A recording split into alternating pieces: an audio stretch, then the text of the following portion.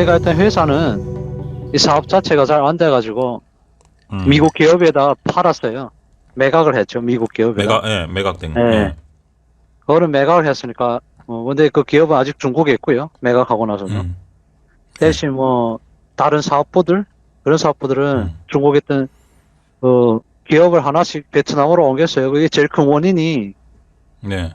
사드가 아니에요. 제가 했던 데는 원인이 네네. 사드가 아니에요. 당연히 사드도 그 네. 기업 철수에 영향을 많이 줬겠죠. 그 당시에는. 네. 네네. 근데 제가 했던 데는 사드 영향이 아니고 인건비 있잖아요. 맞아요. 예. 인건비가 중국이 기하급적으로 올라갔어요.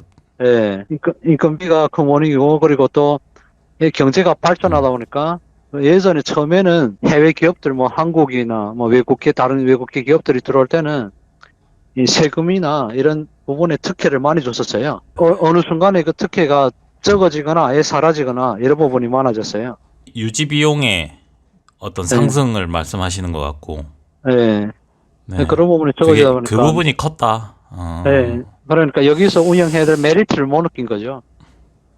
그럼에도 불구하고 사실 한국에 비하면 아직도 많이 저렴한 편이죠. 예, 근데 그리고 한국하고 비기는 건 아니잖아요.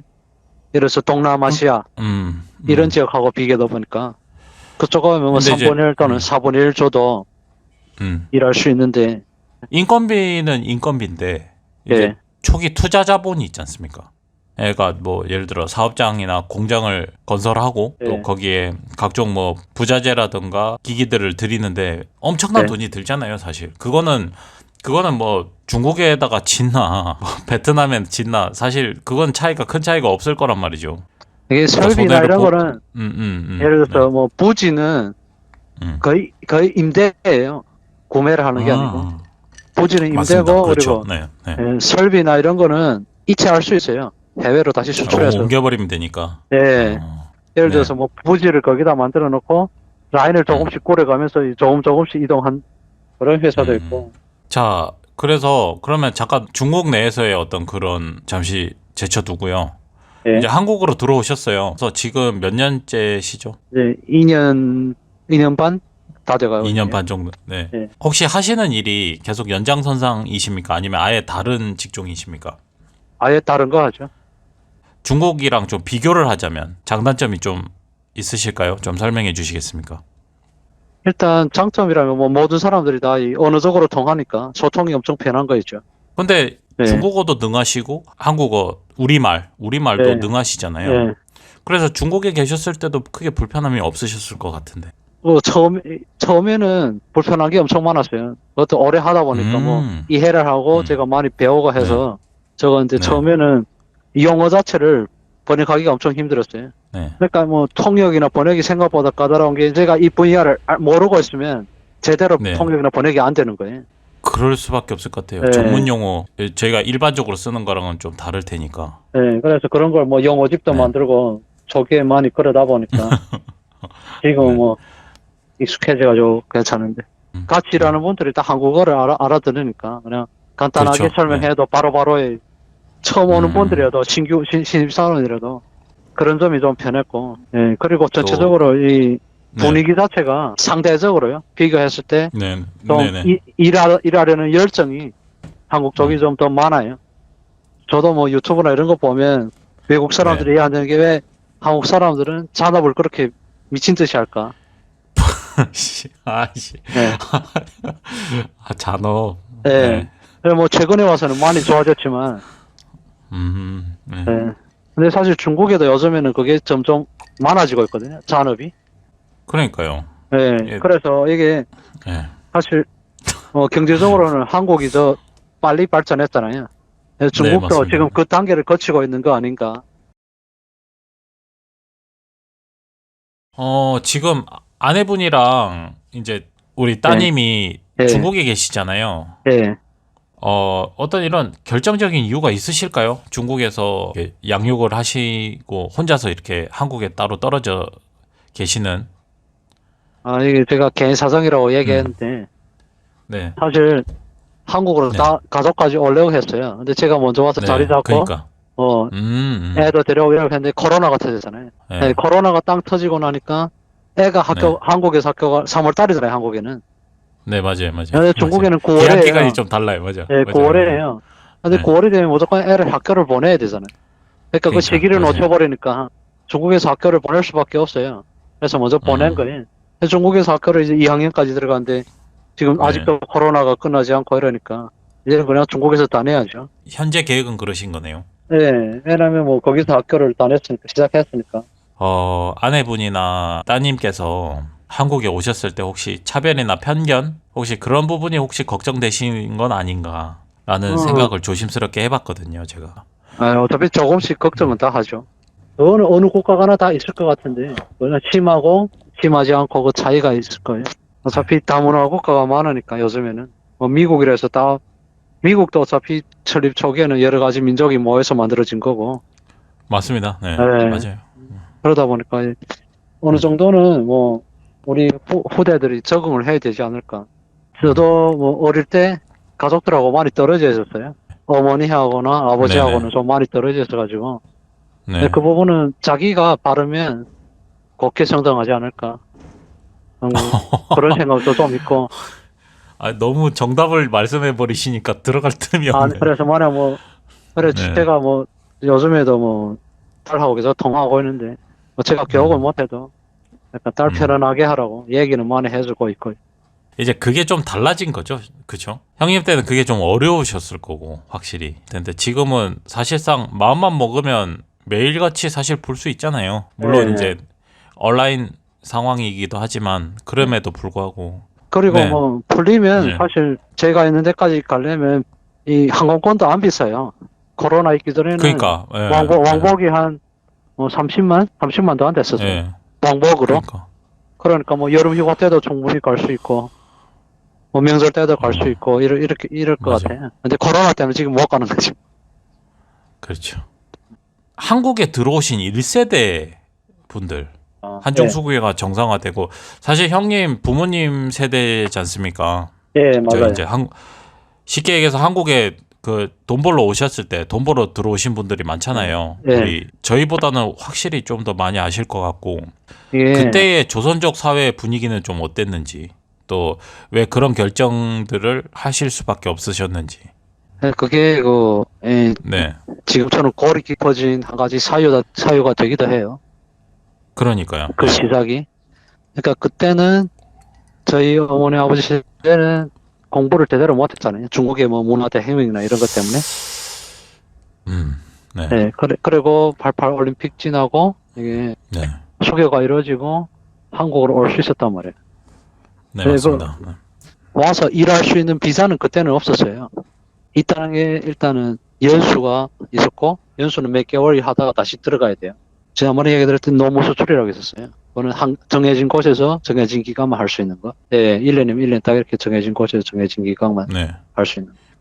그게 지금으로 보면 혹시 그 뭐 취업 비자나 이렇게 생각을 해도 되는 제도 아니었을까요? 요즘에는 뭐 어차피 네. 저쪽은 비자가 여러 가지가 많으니까 저 동남아시아나 이런 쪽 외국인들이 음, 오는데 지금 얘기하는 건 딱 한 회사에서 특정 기업만. 특정 회사에서 뭐 1년이면 1년, 2년이면 2년 딱 정해진 시간만 하고 다시 돌아가야 돼요. 다른 회사를 옮기지 못하는 거예요. 예, 굉장히 타이트했네요. 예, 조건이. 예. 그때는 대부분 거의 99%가 불법이었다고 생각해요. 와, 그 정도로. 네. 예, 불법으로 체류하고 여기서 돈을 벌어서 제가 초등학교 1학년 때인가 그랬어요. 음, 유치원 때 그 친구 부모가 한국 와서 벌고 두 분이 왔었어요. 와서 네. 벌고 중국 가서 초등학교 1학년 때 친구를 데리고 북경으로 이주를 갔어요. 이주 비용을 마련하실 정도의. 네, 그 정도로. 그때 왜냐면, 이제 그때의 경제 그 갭 차이가 좀 심했으니까 아무래도. 예, 많이 네. 심했죠. 그리고 그때 오시던 분들은 불법이나 이런 거다 보니까 뭐 회사나 이런 데를 찾은 게 아니고 식당이나 뭐 그렇죠. 네. 건설 현장이나 이런 데가 더 많았겠죠. 뭐 지금도 있긴 네. 한데, 뭐 다 그런 건 아닌데, 좀 좋은 사람도 있고 나쁜 사람도 있는데, 나쁜 얘기만 많이 들어진 거예요. 그럴 수 있죠. 네, 한국 사장들은 이렇게 안 좋다, 뭐, 사람을 그냥 소처럼 부려먹으려고 한다, 뭐, 이런 소문이 많이 퍼졌었어요. 제가 어릴 때. 네. 음. 그러다 보니까, 그때는, 제가 어릴 때도 저는, 한국 사람들은, 이렇구나, 이런 인식이 자리 잡히기 시작한 거예요. 일단, 그럼에도 불구하고 많이 예. 오셨단 말이죠. 예. 네. 그러니까 경제적인 이 차이가 있으니까. 그러니까 1, 2년이 거쳐서 온 게 아니란 말이야. 지금도 계속 오고 가고 있다. 지금은 많이 맞죠. 네. 많이 좋아졌으니까. 그게 어느 정도 쌓이다 보니까, 한국 가는 사람, 이런 걸 각오하고 가야 되겠다. 이런 게 있고, 돈을 못 받아도 어디가 신고도 못 하고 이런 상황도 있었을 수 있고, 그런 데서 맞아요. 안 좋은 것만 넘어가서 얘기하지 않았냐. 그런 생각이 들고요. 그 중에도 또 좋은 사람이 있었을 거 말이에요. 한국에도. 초창기에 그런 상황들이 있었고, 네. 2000년대 혹시 이야기들도 조금 혹시 아시나요? 2000년대에 들어서. 2000년대에는 상대적으로 좀 네. 몰라요, 제가. 왜냐면 그때는 제가 회사를 취업하고, 회사에서 막 있으실 때로. 네, 회사에서 뭐 열심히 하려고 하고 있을 때니까. 대신 그때는 회사가 한국 회사라고 했잖아요. 네네네. 예, 첫 직장에서 12년을 있었는데, 예, 거기를 다니면서 한국에 대해서 많이 인식이 바뀌게 됐어요. 왜냐면 회사 다니면서 너무 좋은 분들만 많이 만나가지고. 요즘 이제 근데 그 얘기를 안 할 수가 없는데, 젊은 조선족 청년분들이랑 제가 연달아 인터뷰를 했지만, 예, 저희도 중국에 대해서 오해가 많고, 특히 중국 사람에 대해서 오해가 많고, 중국 내에서도 보면 청년층들은 조선족 사회, 특히 조선족 사회 청년층들에서 이 약간 반한 감정이 있는 것 같더라고요. 한국 사람들은 다 조선족 다 싫어해. 중국인이라면 다 싫어해. 뭐 이렇게 생각을 하는 경우가 많은데 어떻게 생각하세요? 근데 저는 그게 100%는 아니라고 네. 생각하거든요. 왜냐면, 물론 100%는 네. 아니죠. 네. 왜냐면, 요즘 세대들도 부모들이 한국에 와 있거나, 아니면 뭐 한국 회사에서 일하고 있거나, 이런 친구들이 많아요. 한국 같은 경우에도 맞벌이가 하는 경우가 많잖아요. 늦게까지 또 아시잖아요. 또 한국 사람들 일 욕심 많은 거 일 늦게까지 하고 한 푼이라도 더 벌어보겠다고. 이제 그런 가정들이 많다 보니까 개인주의적인 성향, 막 가족 뭐 그게 무슨 뭔 필요가 있어? 가족을 굳이 구성할 필요가 있나? 라는 생각을 가진 친구들도 많거든요. 제 또래 아직도 결혼하지 않은 친구들 많습니다. 중국도 제 친구들 마찬가지예요. 중에도. 중국도 큰 도시 가면 그런 경우가 점점 많아지고 있어요. 애들이 다 할머니, 할아버지 손에서 자랐어요. 부모님들이 한국 나오다 보니까. 그런 문제가 조선족 사회에 그런 문제도 많았어요. 예를 들어서 부모님의 부재? 네, 부모님 부재다 보니까 누가 뭐 딱히 잘했다 잘못했다 지적해주는 사람이 없을 수 있고, 할머니 할아버지들은 뭐 손주니까 이쁘다고 하고 나쁜 길로 들어선 친구들도 있을 수 있고, 그리고 돈에 대한 개념이 점점 집에서 부모들은 그냥 돈이 필요하다 보내주고 하다 보니까 돈이 아까운 줄 모르고 뭐 그렇게 자란 사람들도 있고 그러다 보니까, 그래서 거기서 자란 친구들이 진짜 기특한 거죠.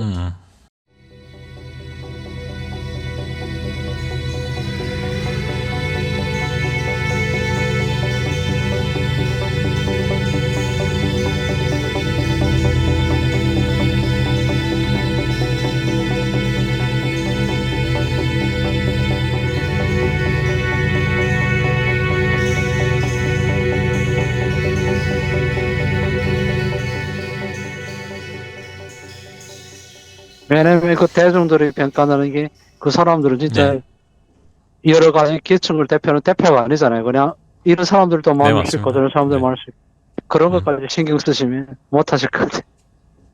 그래서 그냥 편하시게 하시면 될 것 같아요. 그런 것들이 이게 또 민감한 이렇게, 주제일 수도 있다 보니까 좀 자신한테 스트레스 주는 거 있을 수도 있고, 그런 걸 좀 내려놓고 편하게 하시면 될 것 같아요.